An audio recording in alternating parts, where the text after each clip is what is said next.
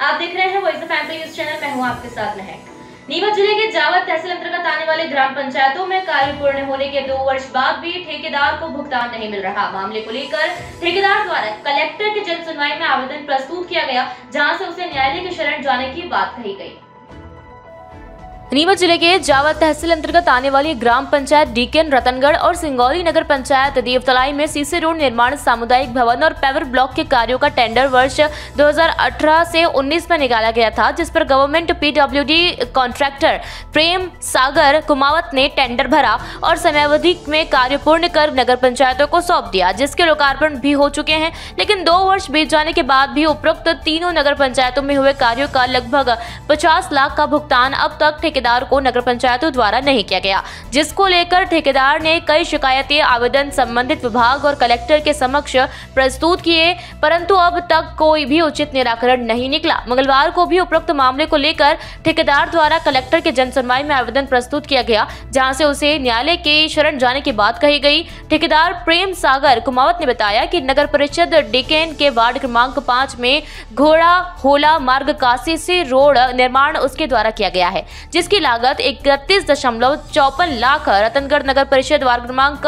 13 में नागेश्वर महादेव स्थल पर एक सामुदायिक भवन, जिसकी लागत 14.23 लाख और सिंगौली नगर परिषद देवतलाई में पेवर ब्लॉक का कार्य, जिसकी लागत 4.37 लाख है। उपरोक्त सभी कार्य समय पर पूर्ण कर नगर पंचायतों को सौंपे गए और उनका भूमि पूजन और लोकार्पण भी हो चुका है, लेकिन अब तक भुगतान नहीं होने के कारण शासकीय दफ्तरों के चक्कर लगा रहा हूं। यदि आप सुनवाई नहीं होती है तो नगर पंचायतों के खिलाफ न्यायालय की शरण लेनी पड़ेगी।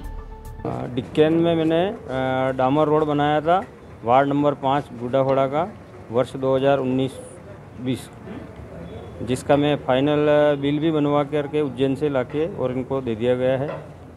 एमबी भी उनको दे दी गई है। उसके बाद इन्होंने मेरे से ये कहा था कि आप समयावधि में कार्य पूर्ण करें, हमारे पास निधि उपलब्ध है, और आज दिनांक तक इन्होंने मेरा कोई भुगतान नहीं किया गया। और कई बार मैं वहाँ पे भी आवेदन दे चुका हूँ और कलेक्टर के यहाँ पे भी आवेदन दे चुका हूँ। कलेक्टर साहब ने मेरे को ये भी बोला गया कि आप न्यायालय की शरण लीजिए। 2 वर्ष से ऊपर हो गया है। तीनों पंचायतों में को मिला करके मुझे 50 लाख का पेमेंट मेरा बाकी चल रहा है। प्रशासन ये जवाब देते हैं कि आप न्यायालय की शरण लीजिए, यहाँ कलेक्टर साहब के यहाँ से तो ये जवाब आता है। और वहाँ जाता हूँ तो वो लोग कहते हैं कि हमारे पास आवंटन उपलब्ध होगा तो हम आपका भुगतान कर देंगे। उसके बाद अब तो वो सीएमओ साहब भी ऐसा बोलते हैं कि हम मेरा कार्यकाल का काम नहीं है। दूसरा कोई अधिकारी था सीएमओ साहब, वो यहाँ से गरोड़ चले गए हैं। दूसरे कोई आए हैं तो वो बताते हैं कि मुझे नहीं पता है कि आपके साथ क्या हुआ क्या नहीं हुआ। सिंगौली नगर परिषद में गया था तो सीएमओ साहब ने ये बोला कि आपकी एमबी मेजरमेंट बुक और ये अपने एफडीआर, ये सारी मतलब पूरी फाइल गुम हो चुकी है। इसका हम आपका नया बिल बना करके और आपको भुगतान कराएंगे।